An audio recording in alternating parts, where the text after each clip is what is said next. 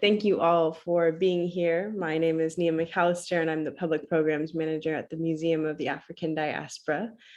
This is our wonderful monthly open mic here at the Museum of the African Diaspora. And tonight we have our featured poet, Porsche Veu, who will be reading this evening midway through our open mic. And as we begin all of our programs, we like to ground ourselves in the spaces that we're occupying. I invite you again to share in the chat where you're calling in from. As many of us are settlers, immigrants, or descendants of those forcibly brought to this continent. Our institutions were founded upon the exclusions and erasures of the indigenous peoples whose lands we are located upon. Moad occupies the unceded land of the Ramaytush Ohlone people, and we pay our respects to the Ohlone people and their elders, both past and present, who have stewarded this land throughout the generations.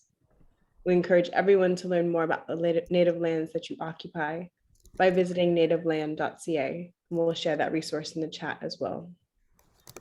Today's open mic is a space for community. It's one where we bring our full selves and the spectrum of our feelings, whether it's exhaustion, grief, joy, connection, all of those feelings are here and are to be celebrated. And so in this space, I encourage everyone to support each other. We always center respect. Everyone is welcome in this space. So I encourage you, if you are an audience member throughout this event, please do use the chat function, use the reactions to encourage everyone who will be getting up and sharing in this space. It's important that we're active participants in this, even though it's a very different feeling than being in person. Hopefully these elements will help you connect and really support the folks that are going to be reading tonight. And we have a really lovely lineup as well, which I'll be sharing in the chat. So thank you to everyone who signed up in advance to read for the open mic. Again, we'll put the list in the lineup in the chat. And if folks for some reason are not in the room when I call them out and they join later, we'll circle back to them. And then again, midway, we'll have Porsche read for the feature, which I'm super excited for. And I think that's pretty much it. I just encourage you again, please stay on mute if you're not reading, just so we can make sure to hear everyone, engage with the chat and the reactions. And I think to start us off, I'm going to have Norm go up first. I just have a quick question because this has never happened before. Someone by the name of Australia Carpin or something inboxed me, but I can't send anything back to her because she says she's using an app, but she's not in this speech. So I'm not sure what's going on. Do you know anything about that? If other people are able to just come in but not be here? That's a good question. I think they messaged me directly as well, which was an accident. It may be that they've left the room and they're trying to rejoin. So I'll send them a message if they rejoin to make sure that they're able to access the event. Oh, okay, thank you. That's all I wanted to know. But yeah, thank you for letting me know. Sure. Of course. All righty, Norm, welcome up.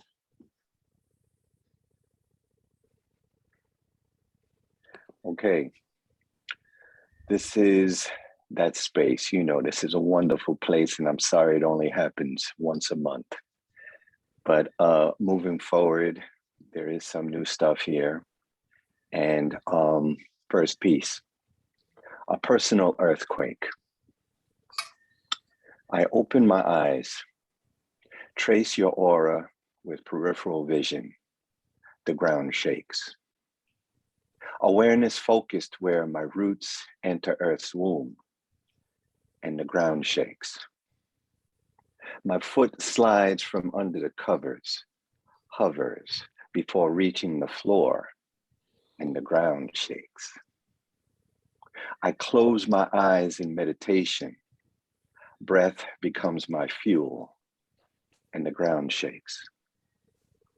Engines ignite, rockets launch across my universe, and the ground shakes.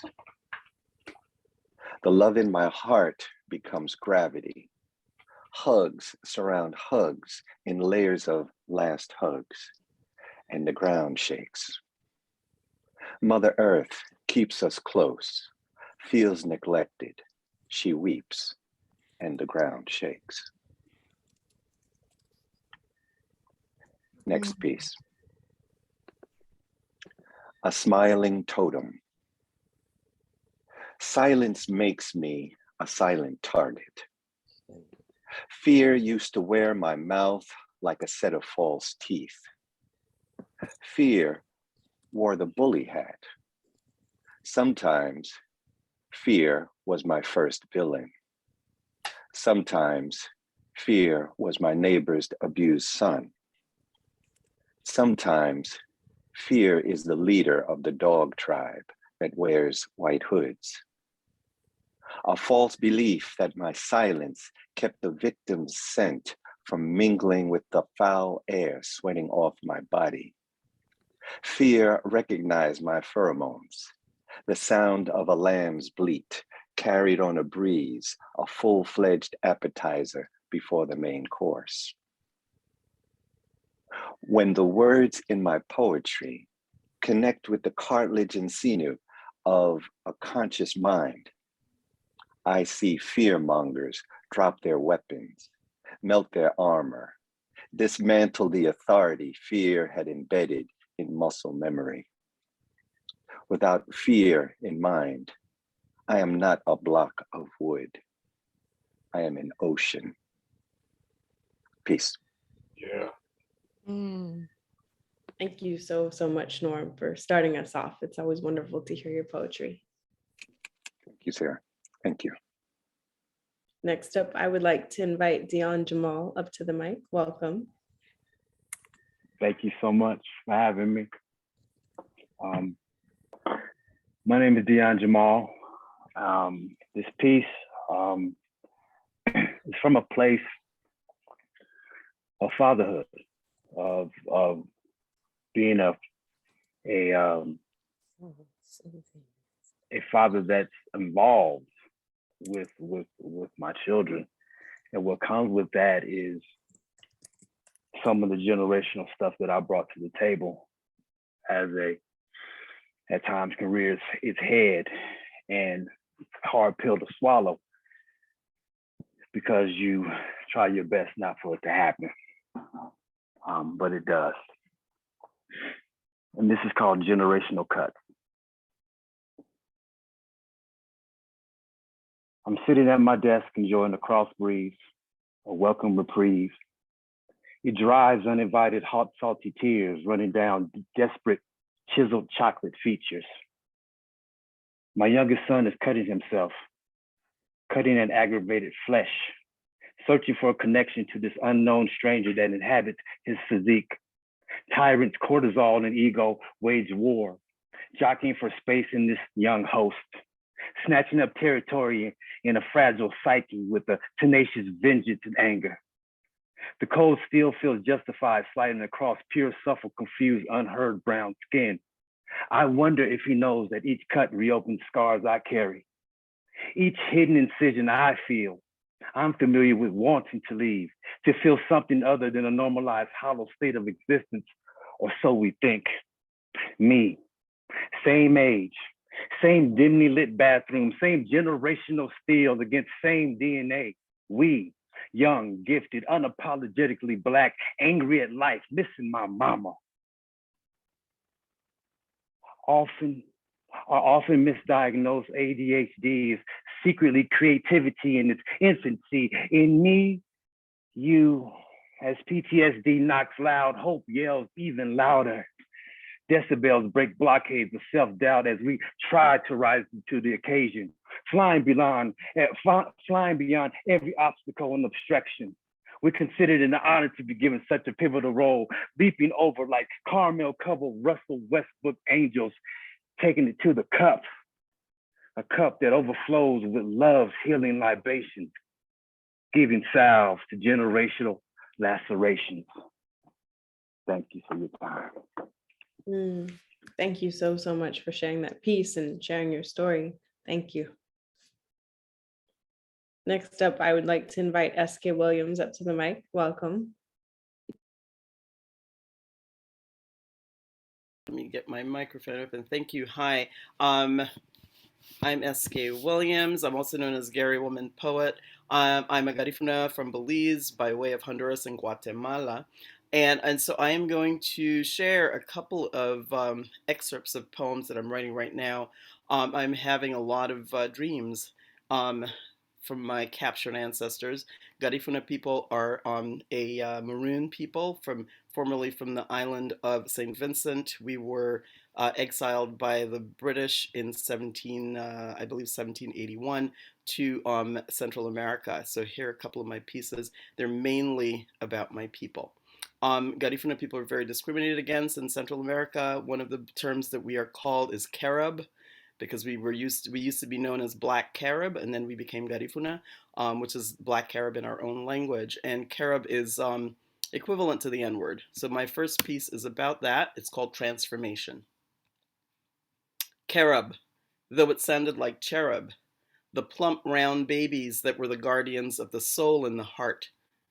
They played love games. It was anything but love that actual word connoted, loaded with hate, loathing, and ignorance. It was typically spat out carib with vehemence, like so much bitterness from the mouth of the speaker, vile with bile. It was meant to sting and corrode the soul of the recipient, casting him back into the darkness of inferiority where he was told he belonged. And sometimes it did its bidding, burning the heart, soul, and pride of the people of the cassava, the people of the plantain, and bimena, and hudutu farumo, and bimekakule, and fish with coconut milk. But in the long run, they did not heed the intention of destruction, and like their ancestors before them, they simply kept going, playing their drums, the heart drum, the primero, the segundo, the tercero in the bueba, with their ancestors as guests and audience. And family who lay sleeping in hammocks tied one above the other, then waking in the morning to once again continue the ways of their people, rocking and swaying and raising the heart drum of the uwayahon, which means the dead or the ancestors, dancing abe mahani and hugungun and punta and wanaragoa, and sacrificing the damas and guarding the doors of the temples to keep out evil, either by way of eye or menstrual blood, summoning the ancestors with conch shells from far out to sea, Yurume side, east, waiting and hoping and praying for the evil word to disappear, taking with it the people who created it. And it did. The word, it did disappear, even though the utterers of the word remain. They prevailed, leaving the bad word behind them, and became Garinangu, or Garifuna, the cassava eaters from Yurume side, with their beautiful language and their beautiful customs and their beautiful music, that they will dance till the end of time, writhing to the drums on their way back to Yurume, from whence they were cast out, back to the land of the beauty of the rainbows and the valleys, and to the realm of our Kalipuna. For Garifuna people, Yurume is St. Vincent, and there is a dream that we have that when we die, almost like the African American mythology, the people who fly, that when we die, we will go back to Yurume, which is our halfway path between, our midway path between Africa and the New World. And so that is the dream that we have. When we bury our people, we bury them with their heads facing east so that they will end up in Yurume. All right, that was my first one. My second poem is called Going to the Well, Even When the Well is Gone. For those that came before me and left, I used to go to the well, then it became the pipe, to sit and gossip with the neighbors about who was sleeping with whose man and so on, before there was running water to the house. I used to use the outhouse or the bathhouse, each with its own unique smell. The shiny flies buzzing in and out of my face, the soap sitting on the side, running against the too long used wood, before water came in pipes from who knows where, bringing itself. I used to wash my clothes outside at the creek, at the river, in the big wooden barrel carved by my grandfather's hands. I used to grate coconut and green bananas on the wooden greta, and even learned about the egi. Egi is our word for grater. To grate the cassava, to sing the work song that goes with it, Lere Muhaegi, the song of the grater. I used to listen to the beat of the drum to celebrate Saturday night or mourn the dead, whom we will remember into eternity. I used to live in a house with a roof made of thatch, with a floor made of mud that I was proud to sweep clean. I used to have to watch for snakes that would crawl into the roof. I would have to protect the young ones from them because snakes too like the sweet smell, the sweet taste of mama's milk, the milk that would linger on the lips of the young. I used to take my swim in the river using sweet hibiscus leaves for both soap and shampoo, and dance in the deep, dark depths with the myths and legends that live there. Ixtabay, Tataduhende, y La Sirena. That was when I was a Garifuna girl with my African and Native ancestry all tied up into one, and no one knew how, and no one cared why, until the legends were invented. I spoke Garifuna and English and Creole and Mayan and Spanish all rolled up into one, and did not look to research the reasons to parse myself and find difference. That was before I knew I should be different. That was before I came west and learned about race. Now I no longer haul water from the well, or go sit at the pipe and gossip with the neighbors. I do not wash my clothes in bow made by my grandfather's hands, and my ancestors, who used to know how to pound the rice and the hudutu and cook the tikini and catch the fish and sew the thatch and go to Arabu and cut the cane and sow the sesame to make wangla and dig the cassava from deep in the earth and take it to the egi to make our precious bread and create the songs and tell the stories of the ancestors and weave the baskets and make the brooms and cut and dry the rida and teach the language to the children and sit on their verandas or in their yards to greet their neighbors who came from the same place at the same time, walking and singing with the same rhythm, to say Ida biyangi namu, which means how are you, my dear, to answer wadigatige, I am well, and continue the culture by telling us the stories. Those ancestors are gone, leaving in their wake a hybrid culture peppered with Western influence.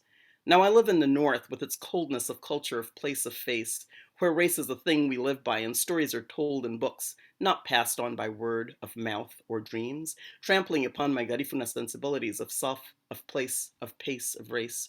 So I hold on to my oneness with my culture and language and dignity of whom I am.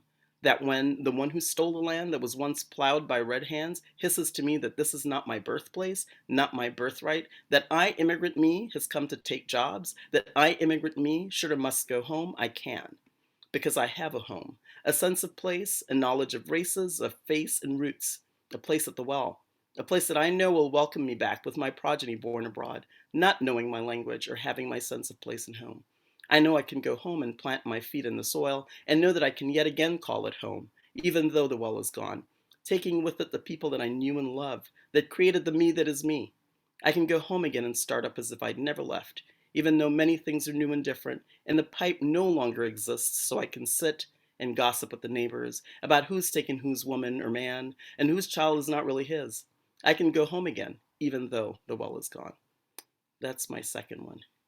My next piece, this is my experience from a couple of months ago when I got into an Uber, and the Uber driver had a Dominican flag hanging from his mirror. So I tried to connect. Hola, buenos días, ¿cómo estás hoy? How are you today? ¿Puede llevarme al supermercado Pueblo, por favor? Can you take me to the supermarket, please? El que está en la esquina de Avenida King y 28.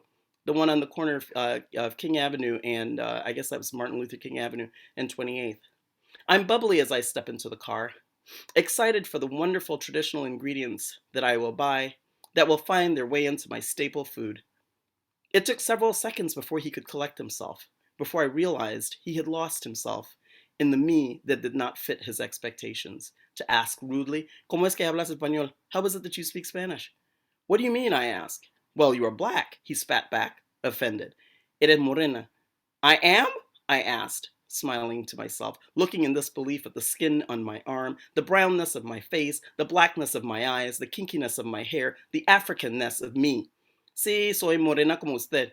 I'm black like you, I continue laughing. No, he replied vehemently. Soy dominicano, no soy moreno, ni africano como tú. I'm Dominican, I'm not black or African like you. The terms tú and africano thrown out like so much trash, like something offensive, to be discarded quickly. Lest it gain traction and cling to him, speaking his truth and connection to the middle passage and brutality and calamity and loss of self, of language, of heritage, of humanity and connection. Sí, pero te pareces mucho a mí. Yeah, but you look like me, I say. Tu pelo, tus labios, tu piel, your hair, your lips, your skin, son los mismos que los míos. They're very much like mine. He was frozen in his place, his tongue sticking to the roof of his mouth in anger and frustration and rage at the mistaken identity. He was going to pull over. He was going to lose it. He was going to dump me on the side of the road for the offense of seeing and naming his Africanness. I became silent, internalizing his rage at the outing, at my audacity for claiming him as one of my own, as one from the continent. No te preocupes, never mind, I say, becoming silent, understanding keenly the offense of Blackness to those for whom the brainwashing is deeply embedded, regardless of what the eyes behold. I never want to claim those who do not want to claim me, so I silence myself and retract my forked tongue back into my head. I want to be free, I need to be safe, and to protect my Blackness and that of the continent for those who do not wish to be born of her womb, regardless of what their eyes and their mirrors say. Thank you. Last one, I promise. This one is called Forced Migration, and this is an excerpt from one of my ancestral dreams. She came to me in my dreams, nudging deeply into my imagination, speaking a language I did not know, that was not familiar to me, but I understood, internalizing every word, taking in and on every emotion. As she wept her bloody tears upon my shoulder, who was she, invading my dreams each night? Then she spoke her name, etching it permanently into my mind. Kwamba, she whispered. Inde amko Kwamba, in a language I now know as Fulani. And in bits of daydreams and night dreams, she came to me and was formed in my soul, revealing herself to me that I might know. She sprouted somewhere in my family tree, tall and iron black and strong and proud, the way I wish I could be. With an eye so knowing and seeing all things, including broken me, her descendant. She had come from wherever she'd gone to linger after her time of passing, to connect me to the past I craved to know. She told her story, forged in trauma, made black by those who believed they were white, when once she was Hausa or Igbo or Yoruba or Bambara or Wolof or Mande or Bassa or Fulani or. I remember the grandmother I loved so deeply, she tells. A grandfather to whom I clung, the father whose scent still lingers in the corners of my imagination, the mother in whose womb I laid, cradled in infinite safety, until I forced my way out and through her, still swaddled in the deep protection of her love, until that love was no longer enough to protect me. I think about the sisters whose ears burned with my incessant gossip and secrets, and whose mischievous giggles still waft across my memories. I think about the brothers whose protective and admiring gazes made me brave enough to attempt the many boyish things that a girl should not do. I remember the countless cousins whose childish singing voices ring across so many miles to rouse me from restless dreams of endless togetherness in the sun on the dry summer savannah, and the aunts and uncles and endless relations whom I love deeply and unconditionally, whom I will never see again.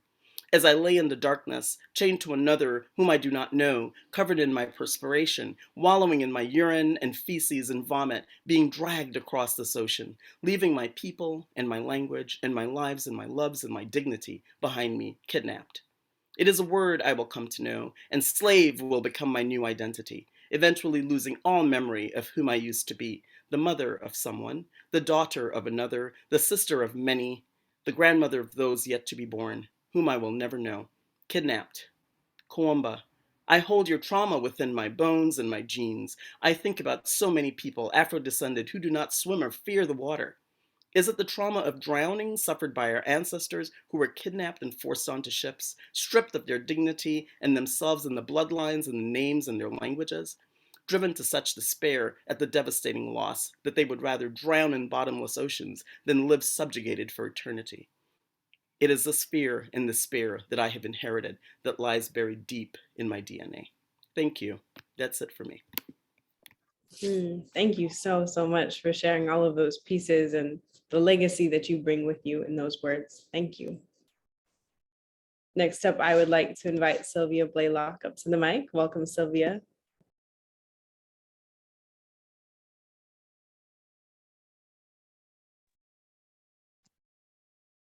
Hi, can you hear me? Yes, we can. Hello, and thank you.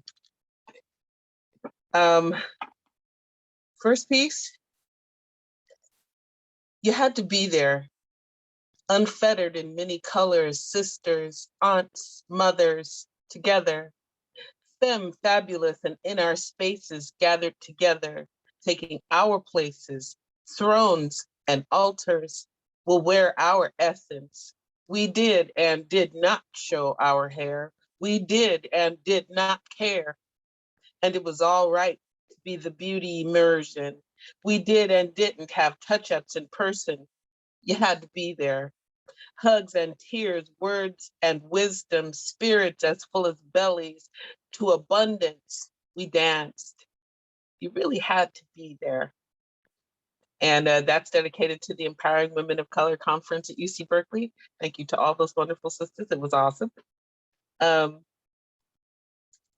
second one, I would like to say, first of all, thank you for this opportunity. And I'm very sorry I was late. Trying to get voices that carry together has basically taken over my whole and entire life. So opening my poem now, and this is what can't be unseen. Once our eyes take in a thing that is savage to our sensibilities and blinding to our peace, we are at the mercy of our healthy brains as to how often we are called to remember it. So much of what we see in our day-to-day life can be attributed to not actually being there for us or not fully comprehended by us as projection.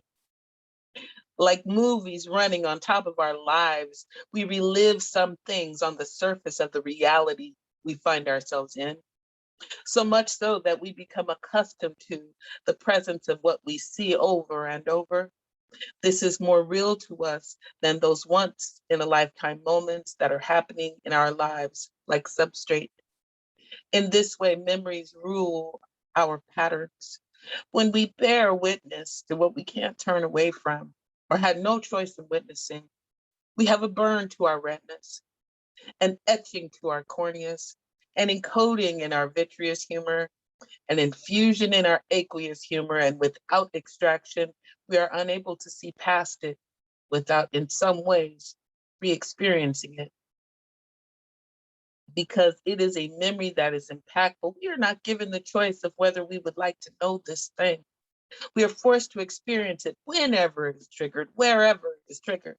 When we begin to build defenses against what eventually becomes attacks, unwelcome intrusions, we are not erasing what we see. We are learning to see through it.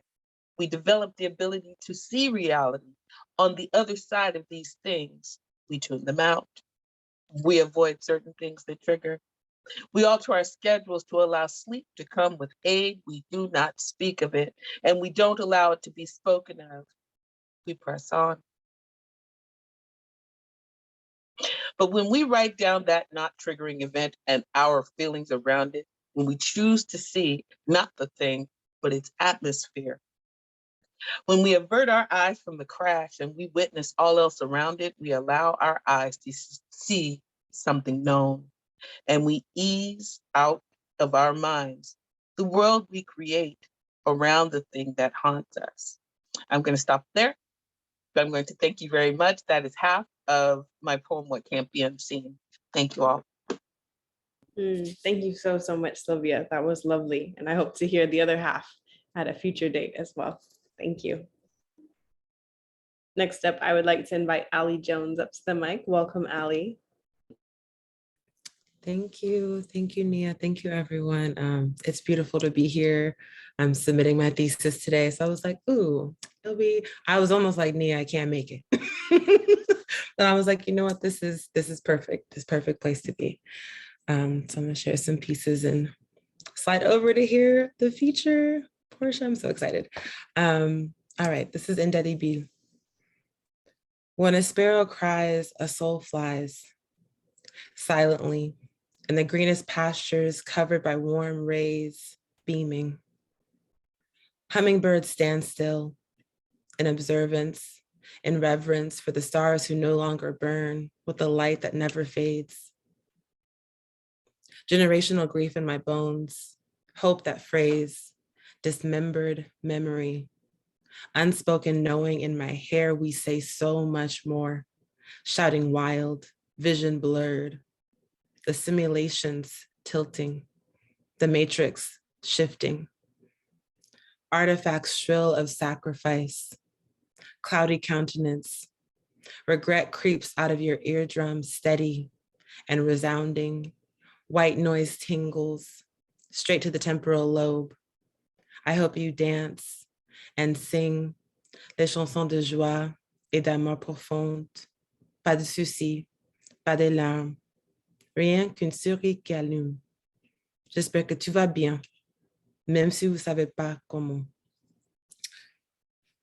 Whew. And then this next piece, you know, I was hearing a lot of themes around like lineage and mental health and Black folks, and I hope we continue to have conversations and bring in so much more support for us. This piece is called Black Girl Soldier. Our first general was underground. Railroads couldn't compare to the depths of her mind. On a mission with a vision, precision. In the darkest cave covered by branches, isolated by shame no matter where we go. The darkest storms. Uprooted Black bodies, we continue to hide how we feel inside. Not equal, not well. What is bleeding? The blood that drops, my heart that stops beating.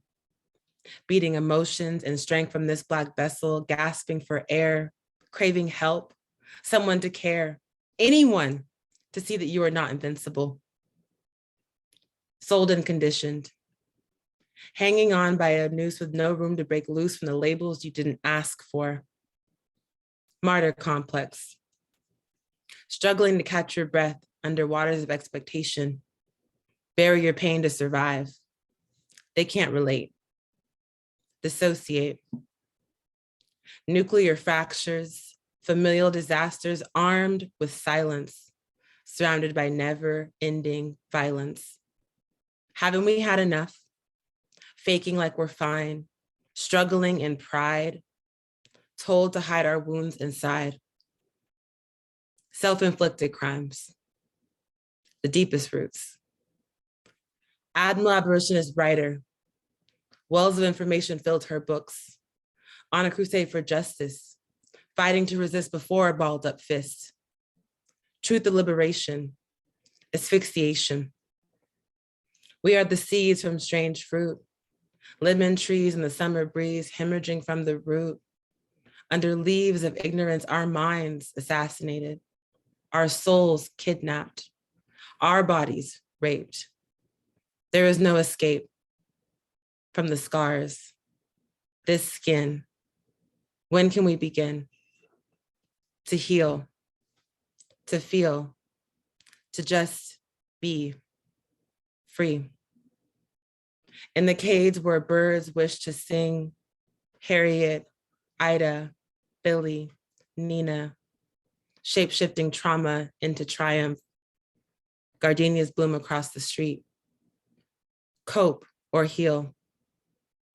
Ultimately, it's all about how you deal. The deepest roots hold the darkest storms. Thank you. Thank you so, so much, Ali. Those pieces were wonderful. And congratulations again. Thank you for joining us in this celebration. Shout out to you. So now I'm going to read a couple poems and then introduce our feature for this evening. So kind of in that theme of lineage, as you just spoke to, Ali, this piece kind of talks about that for me. This is entitled When Bones Talk Out the Side of Their Neck. What I know to be true is I'm buried beneath the bougainvillea bush. My sibling is the very earth that I lie in. Our first lifeline is now somebody else's food. It is 2:34 a.m. in the town that birthed these Pine Bluff bloodlines. It is 40 degrees Fahrenheit in that same town that ran our mothers out. Sundown in any other place would be beautiful. My memories sleep in two separate rooms. They argue about picket lines through the wall in my childhood closet. They ask, what came first, the mask or the martyr? The forgetting begins 2 steps before the dream wakes up. The virus arrives as a door knocker. I watch erosion from afar. I suppose it's common for oceans to make arches of the rock. I'm coming to tell you we have been here before. I'm coming to tell you one day you will be the oldest generation. I'm coming to tell you this poem is the last place they will look for you. I am coming to tell you the revolution will come with water. I tell you, I am coming. And this next piece is rather new. Last week, I was very fortunate to be witness to a program that happened at the Museum of the African Diaspora, which was called Bone Black. And it was a ritual reading for bell hooks, organized by Courtney Morris. And shout out again to Ali, who was one of the readers in this kind of collective ceremony, this group reading. And so as I was witnessing all of these wonderful readers reading aloud works by bell hooks simultaneously, I ended up writing a poem. I was sitting on the floor and I just started writing, and this is what came of that. Bone Black. Gather close, sit in circles, huddled together, sit longer, lean closer, lend an ear, rest your head in the palm of your hand, sit still, stand and sway, hum, murmur, whisper, this is belonging. These murmurings, whisperings, rumblings, this hum of a hive, the comfort of a Black woman's embrace. Here we are not alone. To love us, to dare to love us. When did someone last read aloud to you? Grant you permission to be still and to listen. Here we are not afraid to be with each other, loving justice. The bell is calling. This time is precious, this convening, the practice of love.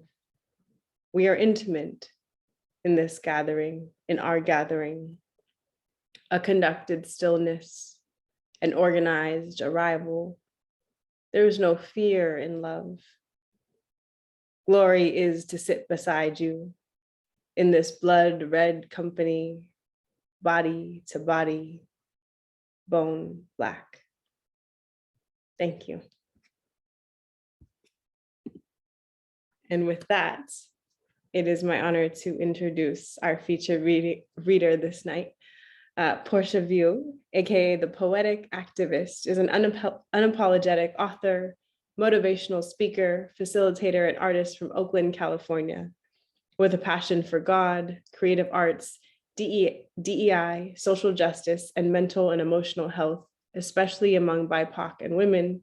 Porsche aims to bridge the gap between faith and social justice, create brave atmospheres for uncomfortable conversations, and inspire others to find healing and freedom in the telling of their own stories, using motivational speaking, workshop facilitation, poetry, and music.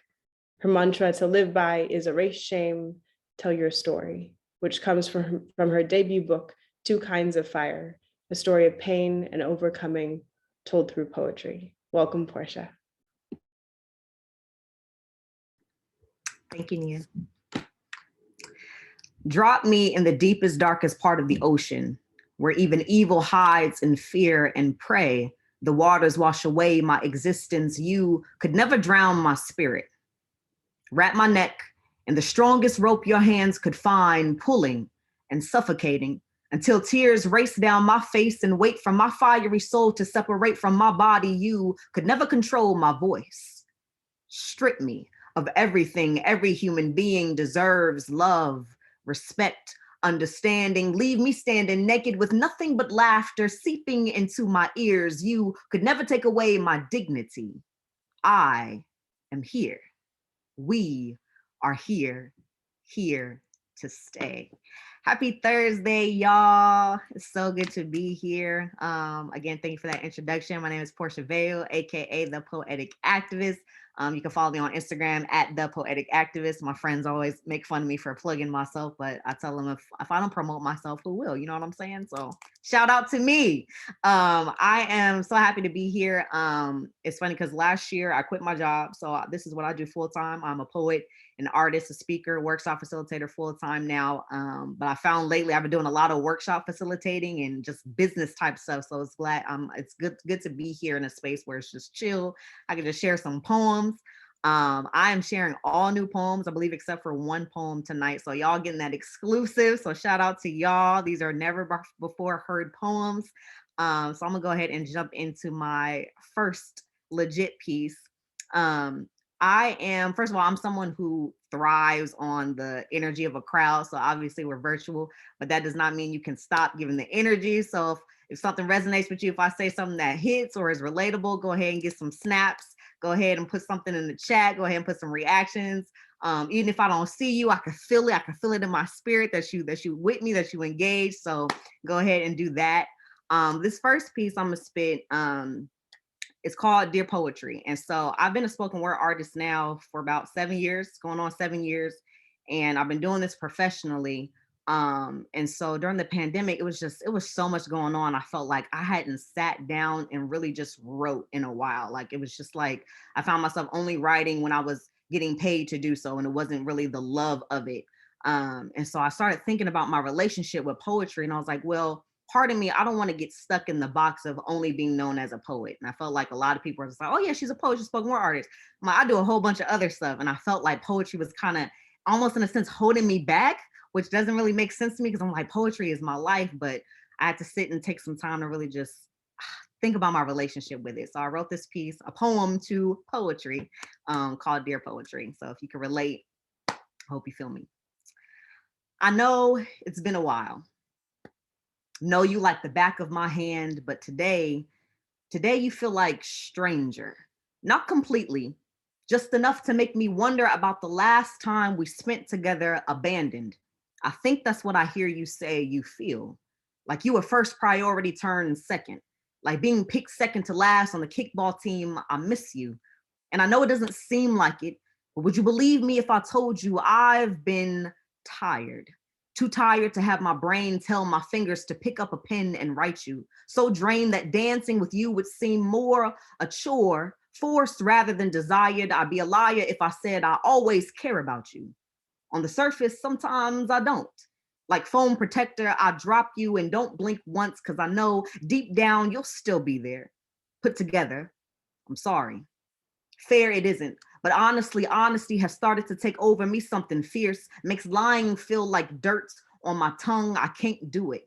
I question what you mean to me sometimes, and then I feel guilty because you made me a big part of who I am. But then again, maybe that's the problem. Maybe I've put too much weight on you, confided in you more than the one who gave me you, shined and polished you, placed you on top shelf above all else, and did anything I could to keep you glistening, like be jealous. Be envious, compare myself, strive, turn you into a means of only income, forgetting the fun we've had together, treated you bad like Jackson 5, but I hope you still know who's loving you.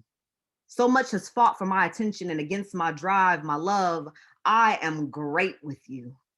But please take no offense when I say I'm also great without you. Learning that your heartbeat is music to my ears, but it is not the sole giver of my life. The world knows me because of you. And while I am so grateful for where you brought me, I finally realized you don't solely define me. And I'm sorry to myself and for you for believing that for so long life, we can do it together. We just have to do it a little bit differently. Sincerely, the Poetic Activist, or rather, Porsche. And she is enough. Thank you. That's that piece, y'all. To poetry. Poetry is my life. But it's funny because honestly, my first love is music. I grew up in a family that my mom is a singer and a musician. Basically all the instruments she plays, I play. Music is just like does something for me. But aside from music, I do so much. And so that leads into my next piece. I do more than poem. I remember the first poem I ever did was on a stage. It was in 2015. It was at my church. It was the first ever time I performed on stage. I was so nervous. And I actually just recently watched that video recently. I was like, oh, this poem is so cringe. But I was grateful for where I am now. And it helped me to look back like, man, I started there and now look where I am. You know what I'm saying? And so now I'm in a space where I feel like there's so much more to me. And I want to be able to just be my authentic self. You know, like I felt like a few years I would get up on a stage. I'm like, I'm the poetic activist and I'm here. And that's great because I know I'm fire, right? But there was also a part of me that felt kind of like I had to hold myself back from being the wild, goofy, weird individual I am. Like, you know, I had to always be this strong Black woman. I'm about to change the world with my revolutionary words. You know what I'm saying? I got to a place where I was like, I just want to be me. I just want to share. So this piece is called I Do More Than Poem. I do more than poem. I violin.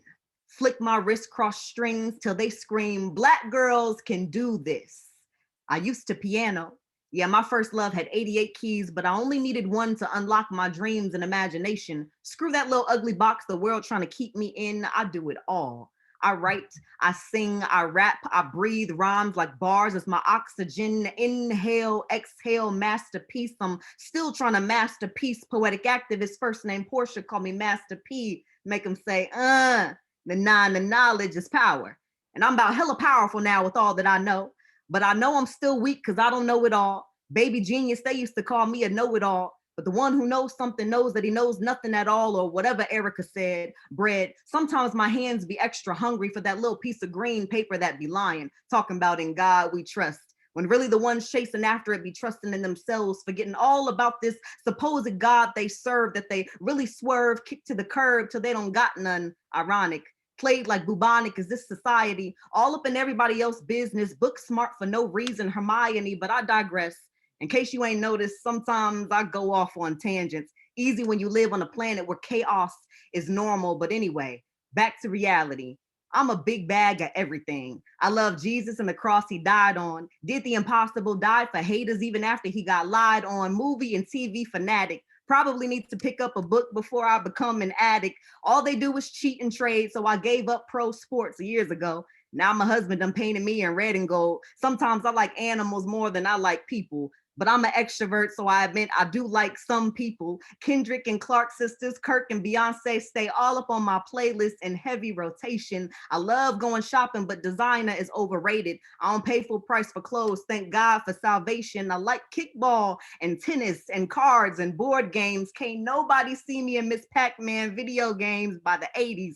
Painting and knitting are some of the other things I do. I got a degree in Spanish that I don't even use. I once went to Paris. It was the first time I flew on a plane by myself, so I felt really cool. Lover of Jeopardy and Disney and Harry Potter. I'm my beautiful 50-looking 30 mama only daughter. I'm 5'1" with 2 younger brothers bigger than me. I may be short, but ain't nobody's spirit bigger than me. I'm gonna cut this poem short because I really could sit here yapping all about myself and talk off all y'all ears. I'm done. That's that piece, y'all. Thank you so much. Got a little flow going, got a little, you know what I'm saying? I'm a little, you know, I'm a rapper too, you know what I'm saying? So don't be surprised when you hear them bars. All right, let's keep it going. Where the ladies at in the room? Where the ladies in the room? Can y'all make some noise in the comments? Can I see some hands raised, some snaps, some reactions? So this piece is for the ladies. As a woman, man, I feel like I be doing too much. I be doing too much. And I feel like so many women, so where we feel like we got to do all the things, carry the weight of the world. And there's so much pressure on us. And so, especially during this pandemic, like this pandemic revealed a lot to me. I felt like I got to a space where I could really acknowledge that I needed to rest. And I learned that I don't know how to rest. I'm just now learning what it means to rest, what it means to sit down. When everything first shut down, I realized like how many days a week I was out doing stuff on a normal basis. So when I was just sitting in the house, I'm like, dang, today I would be doing this. Tomorrow I will be doing this. And I'm like, that was normal. It was normal to just be running myself ragged. And so I wrote this piece called Wonder Woman. I don't know if there's any superhero, you know what I'm saying, comic book fans in here. I'm gonna be honest, I'm not a big fan of DC. I'm a Marvel type of girl. But for the sake of this piece, it's called Wonder Woman. So we're just go ahead and go with that. So I think I finally swallowed enough of my pride to break down my wall.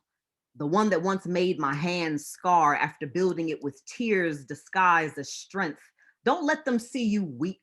Don't let them see the tears in your smile. Loose thread coming undone like old pillows you restitch often. Don't soften your face. Don't let it reflect the feathers that make up your heart.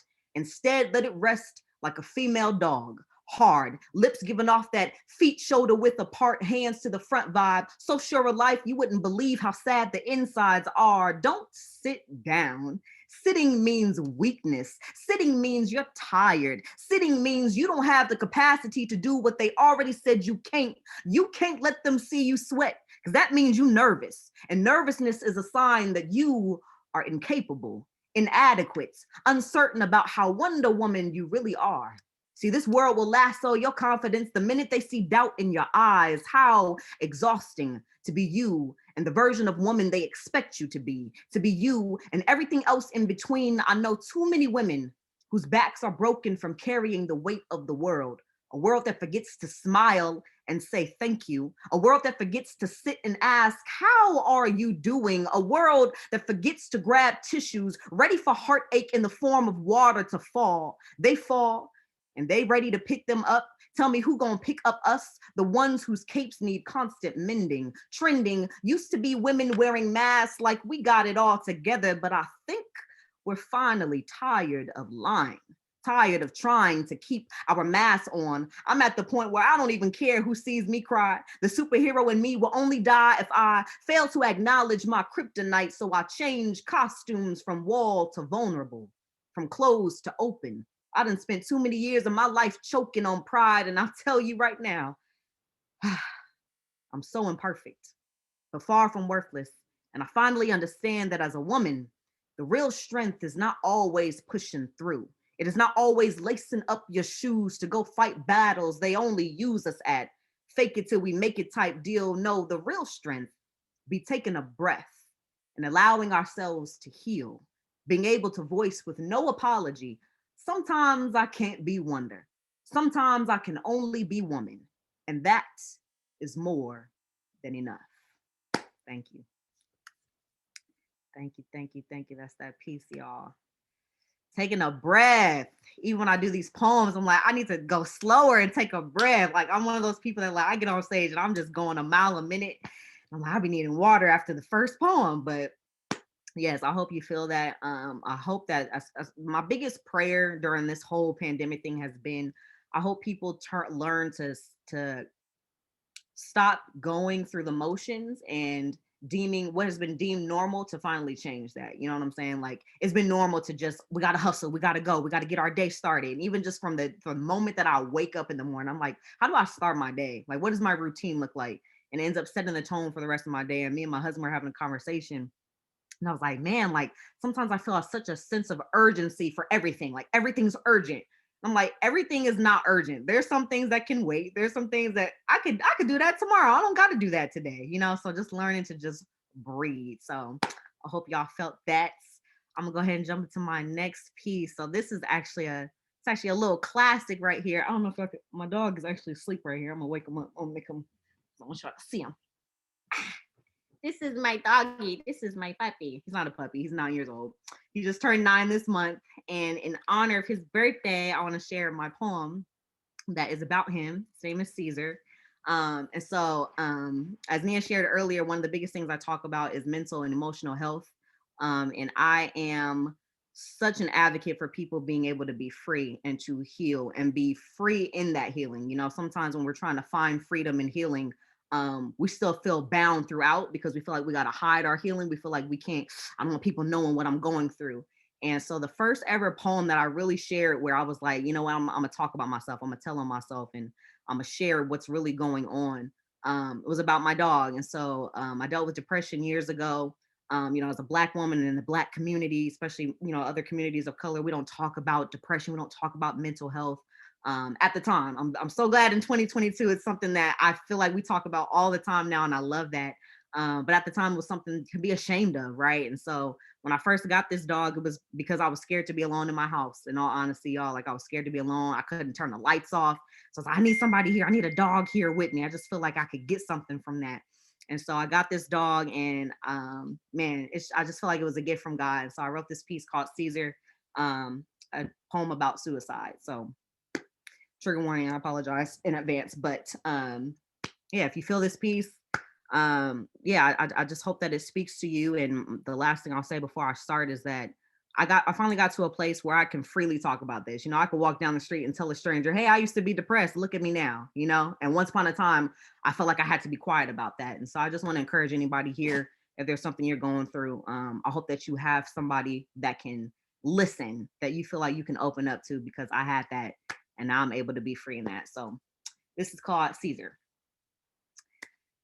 People tell me my dog is out of control, a cute ball of fur whose spirit does not match his outward appearance, the epitome of don't judge a book by its cover. If you approach him too fast, he may lunge. They say I let him run the house. I say I know. I remember on his first birthday, someone asked me to hang out. I said no. I had a party to plan. They asked, whose? I said Caesar's. They laughed.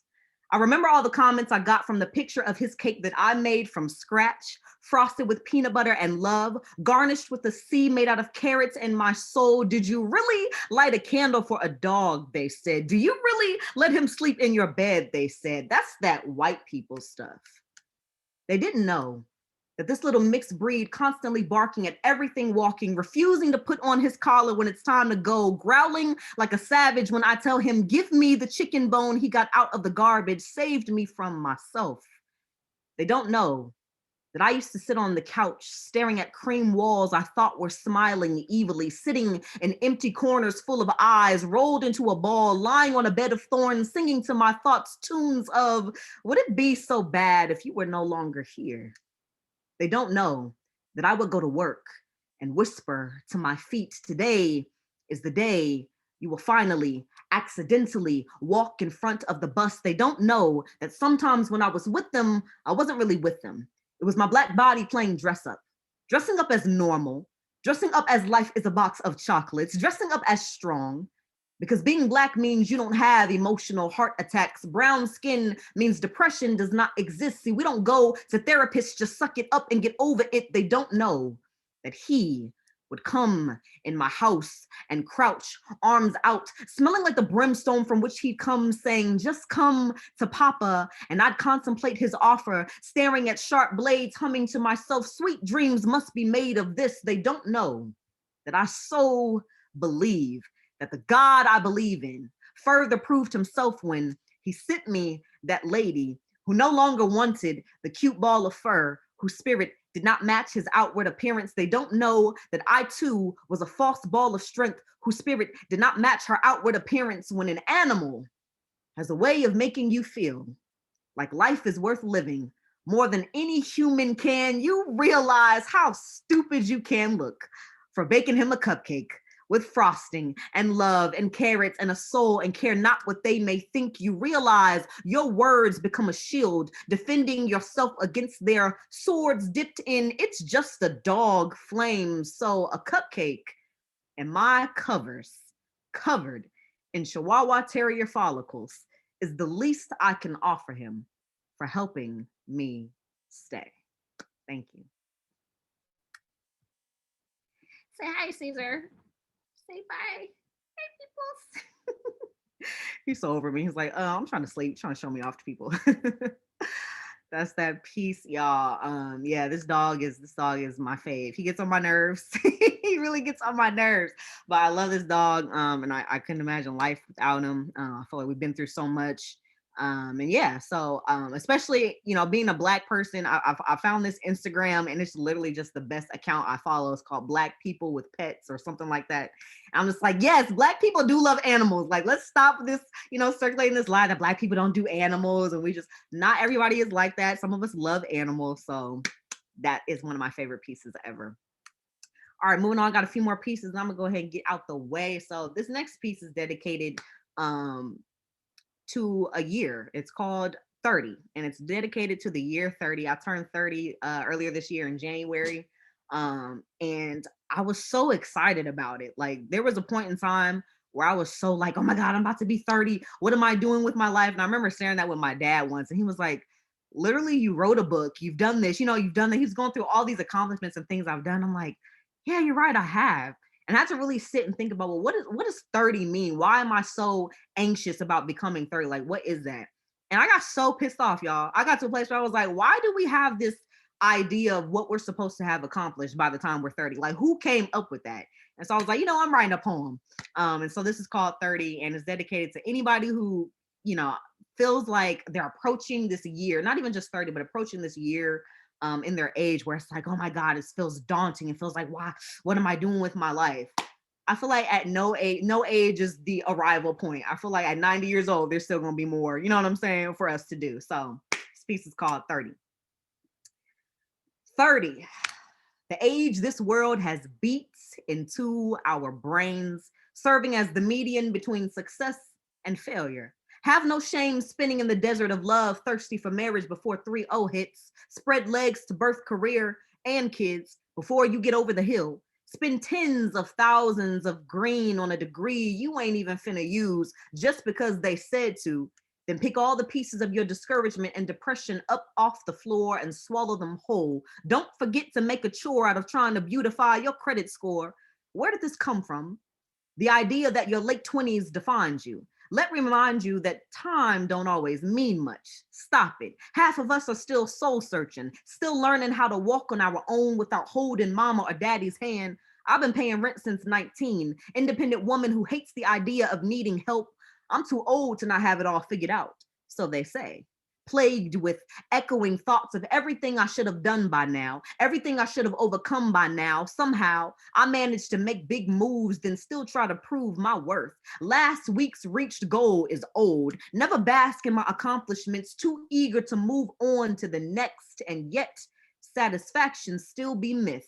Perfection be a dementor's kiss, sucking the life out of my joy, ridiculous. A spell cast onto our feet to keep us from moving forward. It's amazing how we be wizards at swimming in discontentment, constantly believing we gotta hurry up and achieve something. Point blank, if you still alive right now, you done achieved something. 30, the age this world has beat into our brains, serving as the measurement of time by which you better have something to show for yourself. If you ain't married by then, something wrong with you. If you ain't in your career, you slacking. If you ain't big balling, you lacking, please. If I never lifted another finger to prove my value, I would still be enough. And everything I've done up until now deserves its own plaque on a wall. 30, the age I finally decided to say, screw your standards. Thank you. Thank you, thank you, thank you. 30. I feel like my life is just beginning. I just got married last year, quit my job. I'm like, this is new life for me. I'm not old. Even though sometimes these young kids be saying stuff and I'm like, dang, bro, like the 90s was that long ago? They be making me feel old. This next piece, y'all, is called I Am More. I actually wrote this piece in conjunction with a project, a photography project, and it was just pictures of two Black girls just enjoying life, and I was just like, when I saw the images, I was like, I love what I'm seeing, and it inspired this poem. And it was so good for me because it reiterated that I, being a Black woman and being someone who's all about social justice and mental health and saving the world, I'm like, I could just be happy sometimes. I could just have joy. You know what I'm saying? Like every day doesn't have to be all right, who am I going to take on now? Like, what do I have to do to conquer? You know what I'm saying? It's like, sometimes just smile. Sometimes I could just go for a walk and just be. So this is dedicated to every single woman, especially Black women who feel like there's just been such a weight and the heaviness on you. It's like, you know what? Put your shoulders back and just walk outside and smile. You don't got to do nothing today. So this piece is called I Am More. My crown has been known to be heavy, formed in fire too hot for most hands to hold. I earned every jewel that decorates my head, rewards for the places my feet have had to go, places only courage could bring me to. But I am more. I am more than courage, resilience, fight, strength. I serve more than backbone and revolution at my table. I serve love. There is peace in my smile. Joy in every crevice of my soul. I scream sunshine. The minute my eyes are open, my heart does more than beat for the soul of my people. It laughs. dances at the sound of a new day, fills every ache with praise to heaven. My happy is loud, louder than the voice they want to go hoarse from fighting every single battle. If there was a secret I wanted to share with this world, it would be that Black women are more than swords and shields. We wield light, vibrancy. We shine bright no matter what day it is. We be more than carriers of the weight of the world. We be feather, graceful, light and airy. We move to both drum and harp. My crown has been known to be heavy, formed in fire too hot for most hands to hold. I earned every single jewel that decorates my head, rewards for the places my feet have had to go, places only courage could bring me to. But I am more. Thank you. It's a little short piece, y'all, a little shorty. One of my best friends used to make fun of me. She's like, yeah, you be on that stage for like 6-7 minutes. They be fire poems. I'm like, that's only at church. Only at church I'll be doing my long poems. You know, I know the standard time is 3 minutes, so I'll be trying to get off the stage. All right, y'all, I got 2 more pieces, then I am getting to the side so I can hear some more of y'all's beautiful poetry. This piece is actually brand new. I think this is probably my third to most recent poem. I was a part of this virtual event for a company, and they were like, you know, we want you to come do some poetry that speaks to like DEI and all that type of stuff. I'm like, all right, cool. And so I remembered this post I saw on Instagram last year. It was a video of a little girl, and I share that in the poem. And I just got so filled with joy when I saw what she saw. And so this piece is called Anchor. You'll get it in a minute. But let me go ahead and just spit that. So yesterday, I woke up and started my morning doing something too many of us make the mistake of doing. I got on my phone, spent 20 minutes forcing my tired eyes to be widened by aimless scrolling that probably would prove a waste. In the last 5 minutes of my social media binge, I stopped to watch a video that made the scrolling all worth it. A little brown girl with hair so curly and powerful and big you could get lost in appears. Smile as wide as California to New York, her eye is caught by the television. It's not a bright and shiny fun cartoon with characters singing and dancing and enjoying life that draws her attention. It's the news, the regular old boring news hour. But this time it's not boring. This time, the anchor holding down the world's gossip is a woman with skin the shade of melanin that once upon a time would never be allowed on air. Hair, curly and powerful and so big you could get lost in it. Her voice like butter. It didn't matter how tragic the report was, you could listen to her talk all day long. This woman caught a little brown girl's eye because she looked familiar. She looked like home. The little brown girl is filled with the same joy us adults feel when Friday comes. Her hands point to the TV and yell with excitement, "Mama, that could be me one day." And I wonder how much bigger little brown girls and little brown boys would dream if they could see people who look like them at the top.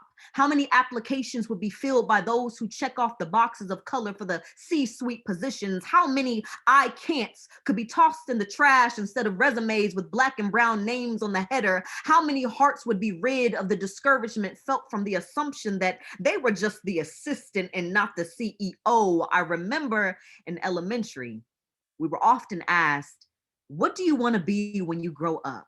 Our answers were as tall as the mountains: doctors, astronauts, lawyers, firefighters, and more occupations deemed as admirable filled our minds. We dreamt big and loud and proud, constantly being told you can do and be anything you put your mind to. Then somewhere along the way, we lost hope. We became adults. And for some of us, the dreams grew smaller and smaller, our world tainted by what occupations were more realistic for what matched our skin. We saw people who looked like us given jobs that weren't in our wildest dreams, and it seemed like our footsteps were meant to follow paths our hearts didn't truly desire. Constantly being told we're not qualified, not good enough, not smart enough, not bold enough, and we believed it. So many of us have looked for jobs and scrolled right past positions that sit at the top, as if brown skin and boss don't mix. Today, I think of the little brown girl, her eyes twinkling stars on a cold, dark night, watching, admiring, dreaming big, as she looked at a mountaintop and saw her reflection. For some of us just need to see someone who looks like us so we can yell with excitement, Mama, that could be me one day. Thank you. Thank you, thank you, thank you. Even though that piece is brand spanking new, it always gets me because I think of like, yeah, I'm like, man, you think of how much we were told, like, you know, when you get to be older, like, oh my gosh, you could do anything, you could be anything. And as soon as you become an adult, it's like, it's all about money. It's all about what benefits. It's all about the hustle and bustle and being able to survive. And we forget to dream. We forget to have goals. So that piece is one of my faves. This is my last piece of the night. My husband just walked through the door. You really hectic good. I've been listening. Stop. What's up? I was like, dang, that girl good. My husband's a poet too, y'all. Follow the. Is she good? I'm gonna put all our information in the comments. He's a poet too. If y'all want to go ahead and follow him. Make me a poem. Get out. All right, so this is my last piece, and I'm gonna get on out the way. This is called No Apology. Anybody that knows me as an artist knows that I don't think I've ever apologized for a poem I've ever done. I feel like I got two of my moms are on here. My mom can attest to that. I don't apologize for what I say. And the reason being is this. The reason why it took me so long to become a spoken word artist, because people always like, oh, how long have you been doing spoken word? And at this point, I'm like 7 years. But there was once upon a time I was telling people like, 3 years, because it was a while back. And they were like, wow, like you would think you've been doing it for so long. And I'm like, I've been doing it for a long time in my room by myself. Because I felt like, the world not ready to hear what I got to say. It's a Black woman. She about to be all loud and bold and she gonna be all mad. They don't want to hear that. And so I suppressed everything that I had to say. And now I got to a place where I'm like, I don't care. I don't care if you like me. I don't care if you don't like me. Kudos to you if you do. But I know that what I was called to do. I know who God has called me to be. And so I'm just gonna be that. And I've learned that you cannot please everybody. I've learned that truth is offensive, and sometimes people will be offended by things that they really should be held accountable for, and that's just what I'm sent here to do. I do not know everything. I'm young. There's so much for me to learn. There's so many things I'm still stupid in, y'all, but there are some things I'm very smart in, and I'm unapologetic about that. So this is my last piece of the night. It's called No Apology. I'll be making people mad, real talk, the way I take facts and write them in the sky. Make sure the whole world sees, strip them of all impurities. My poems ought to be arrested for indecent exposure. The way they stand outside in the street, naked, unashamed and transparent. My poems be rich. The way they are paid so much attention, both positive and negative. My Uncle Malcolm said it best. If you have no critics, you'll have no success. So thank you. To the white people who have called me racist for speaking against racism, please stop. My stomach cannot handle any more laughter. Your words do not hurt, but rather amuse. Shows me that the problem is not a lack of understanding, but instead a desire to. Inspires me to keep living my best life because I ain't going back and forth with you. To the people of color, heavy on the quotations because sometimes that term irks me. Those whose lips spill streams of contaminated water when they say Black folks don't support them. Now you know you lying, because Black folks done been on the front lines for just about every shade there is, only to find the sound of crickets when it's our time to get a little help. Our spaces and platforms have been ridiculed for not exhaling the issues of others, spaces and platforms that we need for ourselves as we continue to be excluded from exclusive tables. It's real sister brother when it comes to supporting other folk, but when the hands of Black souls are raised, getting help is like pulling teeth. But y'all not trying to hear me. Please realize I aim to please nobody but the God that gave me this voice. Meaning if no one on this planet ever gave me another round of applause, I would not lose sleep at night. Long as my creator and my man and my mama give me a standing ovation, I'm good love. See, the days of censoring my mouthpiece to please the masses, to keep folk from being offended, folk who would rather allow their feelings to be hurt than to acknowledge somebody else's pain, folk who would rather allow their feelings to be hurt than to change are long gone. I am not your mama. You would never catch me spoon feeding nobody the truth. No, here comes the choo-choo train, blow it till it cools down. No, I serve it to you hot. It is up to you to let it cool down and sink in or get offended and burn your tongue. My words are graffiti, spray painted on buildings that act like they better than the neighborhood, and not made to be pretty, but made to catch your attention. And the minutes I've taken them from raw and uncut to cute and acceptable is the minute I've become fake, become sellout, become everything wrong with this world.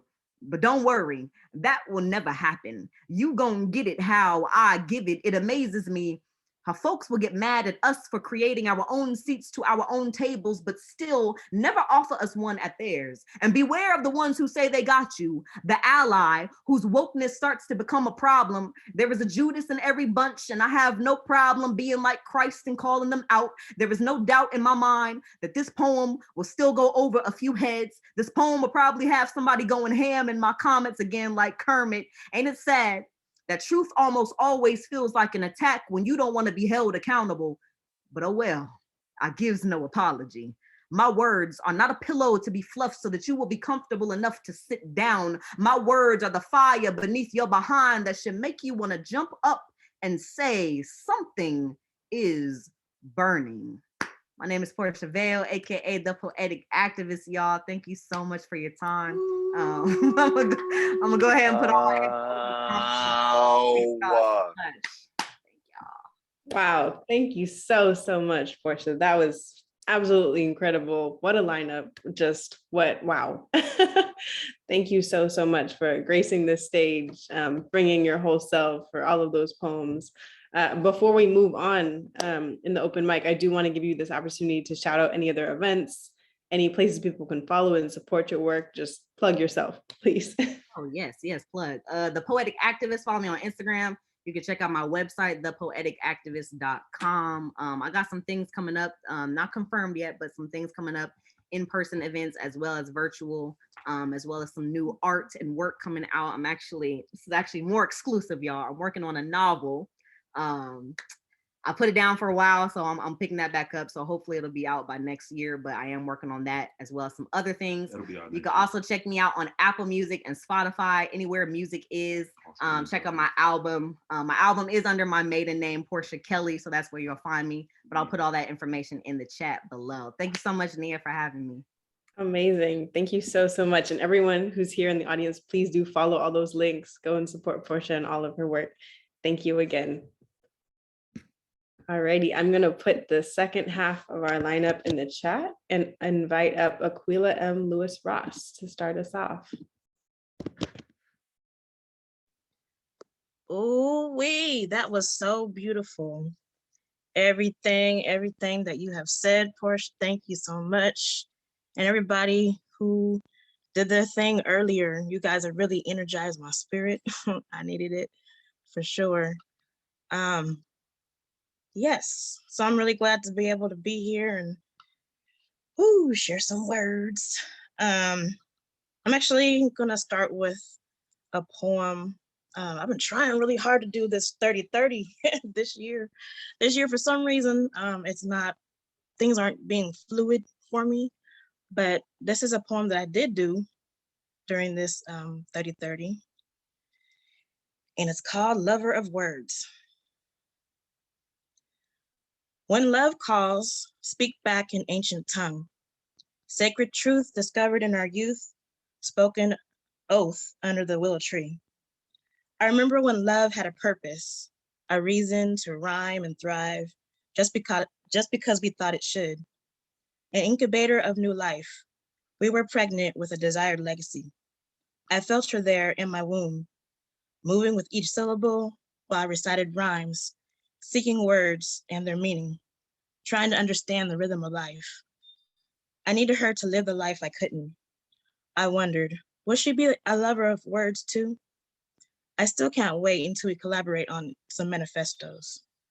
But now that she's 4, stomping her foot in defiance, snotty-nosed, ready to reply when what she thinks she knows, I time travel back in time. Well, I performed with her in my arms when she was 2 months old, and when she graduated to the baby carrier still around me. She slept as I recited poems and rhymes, words that had so much meaning and was my reason for living. She slept in heavenly peace, and I smiled and whispered, yes, you too are my reason for living. The next poem I'm going to share is I'm really grateful just to be able to share poems when I can. And I was one of the featured poets through MOAD in February during the Poet Speak. So fabulous. Ekphrastic poetry is my favorite genre of poetry. And I love collaborating with other artists. And this piece, I really want to share this one because it's something everybody's been talking about, mental health and ancestors, and I really do struggle a lot with self-care. And so one of the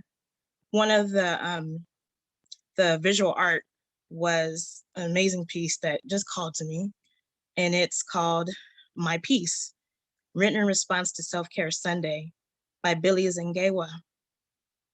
For Black beauty queens like me, Chesley Corinne Christ, Miss USA 2019. Sunrise, April 28, 1991. Sunset, January 30th, 2022. There was a time long ago when I thought practicing self-care was easy to do, and Sundays weren't like any day. Sacred was upheld up there on a pedestal. That's what I was told to do. We warmed pews, fanned ourselves because the sermon struck a nerve or two. Anger, fear, politics, and the devil's tricks were here too. I got it together. Nails were done, hair was an updo, and my clothes were worn for expecting compliments. Didn't want to be mistaken for being lazy, raggedy, and unkempt. But no one really knew how undone I felt inside. I was stuck on the bishop's words about what my people are really going through, that we were taught it's selfish to care about ourselves, that we don't really know what peace feels like. We have to sneak in 15 minutes of bath time just to breathe.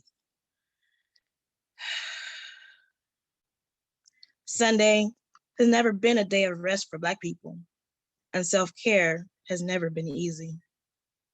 Thank you. Thank you so much, Aquila. Those poems were wonderful. And again, shout out to you for being a part of Community Voices Poet Speak. That was so great to hear your poetry in response to the artwork that was up at MOAD. Thank you.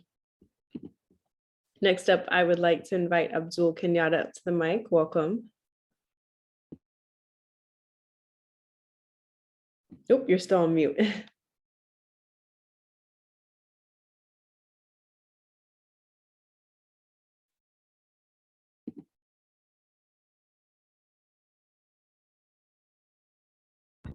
Hello now. Cool. Welcome. Okay. All right. I am a storyteller, and basically I found out that I was a storyteller by becoming the poet. And people would say, man, that sounds like a story. So I was like, okay, I guess I'm a storyteller. And then over time, I actually became a storyteller, and I'm the executive director of the Speakeasy Storyteller series. And I'll be telling stories at the Castro Theater on April 13th, and on May 13th, and on May 2nd and May 16th, I'll be at the Marsh Theater. What I'd like to share with you today, first of all, I'm a father, a grandfather, and a great-grandfather. My grandchildren call me a triple OG. So I would like to share some of my stories from a book that I wrote about 20 years ago. And the book is called Please Don't Kill White. I'm a member of the Society of Hearers, Seers, Thinkers, Rememberers, Recorders, Teachers, and Healers. I am on a mission commissioned by my ancestors 4 million years ago. I am called by them to connect the uncountable seasons of our flowing with our numerous unknown tomorrows. I am called by them to link genetic memory with genesis, identity, and eternity. And in the interest of the legacy of continuity, I am called by them to communicate truth, complete, unexpurgated, and in detail. In the beginning, before time, there was the Mother, Father, Creator. Then came the fire beneath countless eons, melting, glowing, churning. Then the clouded atmosphere spat, then sprinkled forth moisture. building to torrents of rain, converging slime and water and more eons. And then on the shores of Mother Africa came the first human thing, and time developed people, and mankind was born. The river Nile stretched her fluid fingers into morning quietness and produced the children of the Nile, produced humankind in the first implementation of biorhythmic reality. The river Nile flows through my subconscious mind, and the reality is all over me, inside me, and through me. Across the gulf of time, I flow. I am the first child in a family of many. I was born hundreds of thousands of generations ago. I sit beside the river of legends, winding through thousands of centuries of history, streaming visions of ancient ancestors, conversating with my consciousness over a feast of bean stew and unleavened bread, intoxicating my senses, producing visions, recalling the ancient kingdom of Kush, visions, recalling my warrior skills, crossing the white sands, climbing hills, overlooking cities filled with people loving themselves, respecting one another, and taking care of business. Visions of the fabled mountains of the moon and the Kagera River, visions of the pyramids of Nuri, smoothed by centuries of sandstorms. I flow. I flow through the histories of mankind and drink the knowledge of eternal life and spiritual magnificence. I flow through the past, arm in arm with the ancient ancestors, cautioning me not to repeat past mistakes, sharing secrets and encouraging me to continue the struggle, teaching lessons and dropping knowledge. I sit beside the river of legend, winding through thousands of centuries of history. The river Nile, mother of all agriculture, propagator of all life forms. The river Nile, the mother of all rivers, flows forever in my subconscious mind. The river Nile flows forever. Another poem I wrote from this book is like 20 years old. And at that time, we were dealing with this 9/11 thing. And when 9/11 came, I had a kind of a different perspective, I think, than a lot of other people had. So this is my 9/11 poem. The New York City skyline unfolds amidst dust and smoke. Television visions of airplanes crashing into architectural monuments and visions of people jumping from inflamed skyscrapers, fire and smoke, crumbling concrete and glass structures, fire madness and mushroom clouds billow above New York City, and people flee like refugees. People fleeing from explosions, eyes and lungs filled with granulated ground, crushed and powdered dust of tens of thousands of pounds of polarized plastic, steel, asbestos, concrete, and glass, buildings collapsing and airplanes crashing and exploding. Burning fuel runs down like napalm, and it all falls down. Buildings incinerated and collapsed, and people fled like refugees in Vietnam and Cambodia. Mushroom crowds rose like Hiroshima and Nagasaki, and I'm thinking downtown is falling down. The voice on the television intones terrorism in America, America at war, war on terrorism, America under attack. Moral outrage is expressed. National Guard tanks are deployed into Manhattan. America sings Amazing Grace. God bless America and America the Beautiful. Flag sales soar, but the number of new volunteers for our armed forces declines. The voices on the television say, America salutes dead heroes. The stock market is closed, airports are closed, schools and government buildings are closed down. Reverend Pat Robinson and Jerry Falwell agree that America got what she deserves. God lifted his curtain of protection. God bless America played in the background. The new reality sets in. America can be attacked at any time in any place and in far-reaching variety of activities. The voice on the television says, America on alert, America under attack, and Osama bin Laden. The CIA says, oh no, not Osama bin Laden, because they know Osama bin Laden. The FBI says Osama bin Laden, they know Osama bin Laden too. The president says, oh no, not Osama bin Laden, they know Osama. The voice on the television will not say the CIA trained Osama bin Laden. Bankroll the Taliban now. we need to destroy the Taliban. They will not say we bankroll the Taliban to fight against the Russians. The CIA trained Osama bin Laden. They know Osama bin Laden. We need to kill Osama bin Laden.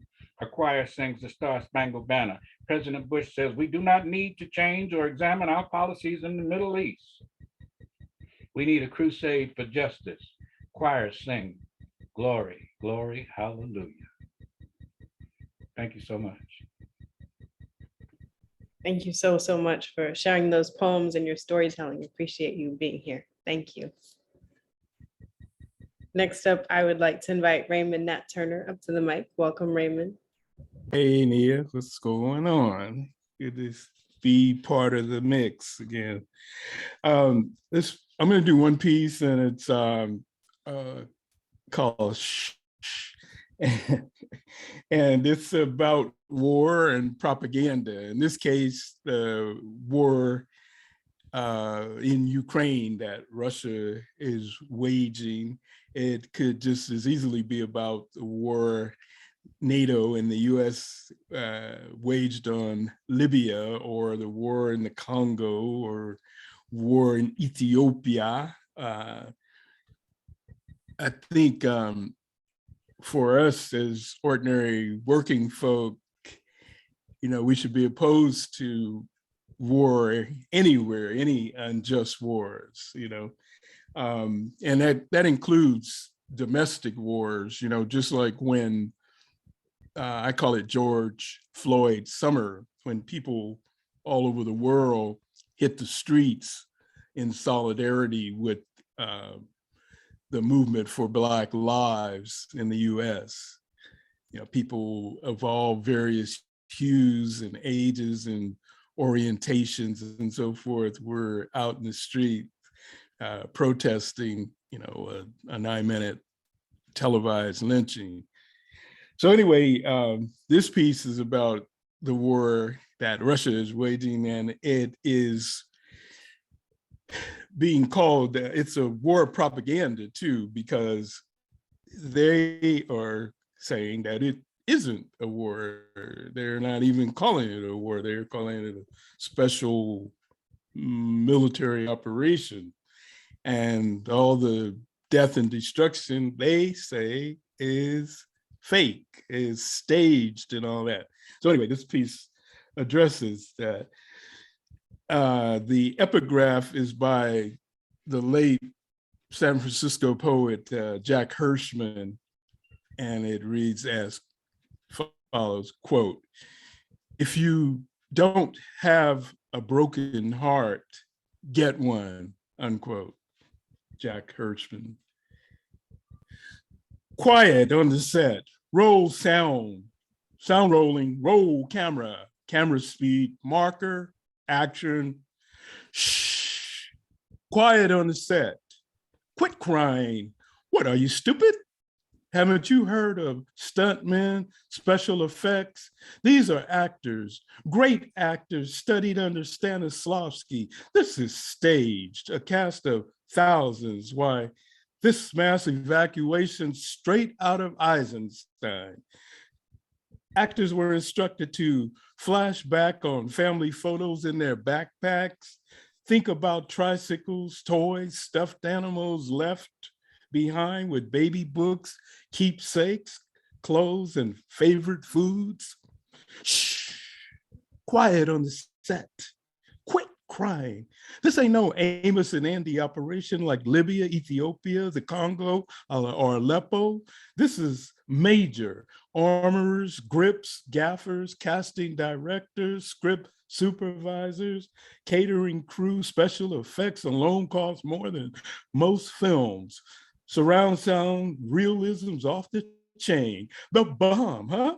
How cool's all the air conditioners hanging out, blown out windows? Almost got you believing the buildings are really damaged. Almost got you believing that's really rubble. Huh? Almost got you believing rust real on those perforated cars and crying and moaning your hearing's real. These are actors, brilliant actors, studied Shakespeare. Shh, quiet on the set. Quit crying. Your dogs ain't dead. They train with Caesar Millen.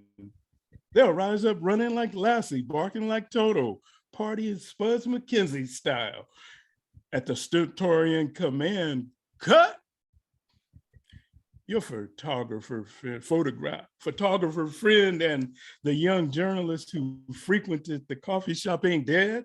They'll rise, hearing cut, and shooting will stop. Your loved ones ain't dead. They're professional. They'll leap up for lunch, stuff bloody brain tissue back in their skulls, stuff guts back in their bodies, scurry over to the catering crew, grab bites between lunch and dinner with cast and crew. When the director shouts, cut!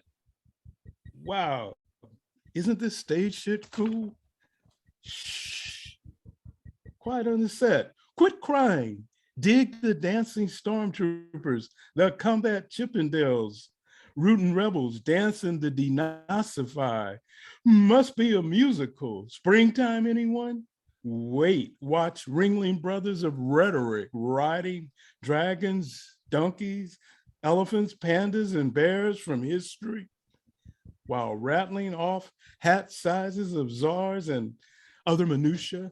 Watch Ringling Brothers of Rhetoric dangling from dicks of dictators, sucking off oligarchs, strong men, kleptocrats, state capitalist clowns at the speed of sound as a shirtless horseman gallops into the sunset with bulging saddlebags for himself and the Nationalist International.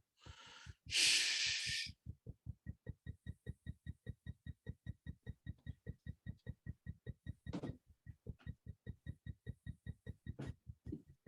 Thank you so much for that poem and just the commentary on what we're living through and what we're experiencing. Thank you. And to close us out this evening, I would like to invite up our final reader, Rita Mackel. And I would also like to plug that Rita is one of our 2 new poets in residence at MOAD for the fall of 2022. And we're absolutely thrilled to have her part of that community. So welcome, Rita. And thank you so much. And wow, just listening and so full. Portia just coming out, you know, I remember that 30 thing, girl. I was working at Cutter Lab and they would say, oh, you're 30 now, you're 30. What you gonna do? You 30. And I said, you know, let me meditate on what 30 looks like. So I meditated. I went to 30, 40, 50, 60, 70, 80, 90, 100. And I asked Spirit, where does it end? When you die. That's when it's over. That's when you're done. You know, I mean, the game with this 30 stuff is, anyway. So I'm going to do something I thought about when, the triple OG came up and I wanted to play, I'm an OG. And this is a rap I've done for kids. It's kind of like, you know, when I get into a classroom, so they deal with me, you know, so I come off with, I'm an OG, the original goddess. But don't even try to play me or piss in my face, telling me it's raining, painting my reed. I see you, baby boo. And it ain't all about you, because I got your back from the way back, from the come around, go around. So don't even try to clown this surround sound, because I will do it in your ear. Dolby, in your dreams, making you scream in the night to the light I generate from the high holy sway back, rocking macrocosms and blue black sapphire sacks in Big Mama Mac's womb. Astra blasting generations to whom you sing? The bell is about to ring. Recess is over. So you best come correct or don't come at all. And you better be here for the roll call. Because like I said, it ain't all about you. It's about what you contribute. Because we be from the 360-degree route, from the circle spiral crew, from the Onk's word weaving all kinds of life through you, and you. Shoot, thought you knew. I got your back from the way back sacked, baby. And it ain't all about you. So that's my, for Kenyatta and the OGs in the house, all right? Okay. Because, you know, they're trying to find ways to separate us all, be it, you know, Black, white, you know, young, old, you know, educated, diseducated, miseducated, just all kinds of things. They're setting up to break who we are. And so I was thinking of this piece when I worked as a lab tech in a psychiatric institution. And it became a bit of a blues piece. So I'm going to do that, and then I'm going to end with another piece. It's just a little bit. And it's called Eyes So Bright. It's in the book Synchronicity, the Oracle of Sun Medicine. I saw him under a street light on MacArthur Boulevard one night. His eyes were fixed on a sight I couldn't see, but he seemed to be free. His eyes were so bright, so full of light, head held high. What was he looking at in the sky? Face brown and smooth, did not give a clue about all the truth he could see. But I felt in my heart, if he were in the land origin of his art, he'd be a pre-seer of a very, very, very special family tree. His eyes were so bright, so full of light, head held high. What was he looking at in the sky? Being a lab tech, people were subject to have their blood drawn by me. Every morning I'd go down to make my rounds for the agreed upon salary. Now doctors made the conclusions, patients suffered from delusions, but with that, I wasn't totally satisfied, because the light psychic soul vibes more than 1 billion points of light, but to prove it to them as a Black woman was a useless fight. And there he was, this brown-skinned dove, still looking with eyes so bright. And there I was with Vacutainer a rubber tying glove, about to draw out a piece of his life. When suddenly he looks at me and says, "You won't find it there." Yes, you won't find it there. You won't find it there. Eyes so bright, so full of light, head held high. What was he looking at in the sky? So that was written because I would see him off and on, just as the song states. I would see him looking at visions in the sky, and his eyes were so bright. And then there he was at my job on the locked ward side. I mean, which meant I had to go downstairs to the locked ward to actually get blood samples from him. But anyway, that one. And then I guess I'll end on a lighter note, I suppose.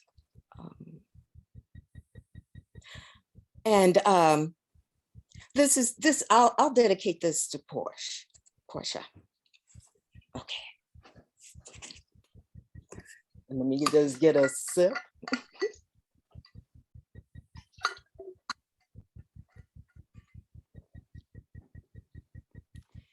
Give us this day our daily bread, eternally fed in wombs, entombed in holy rooms, where ovums and ovens rise with the breath of life, and genetic keys are recipes to what we be.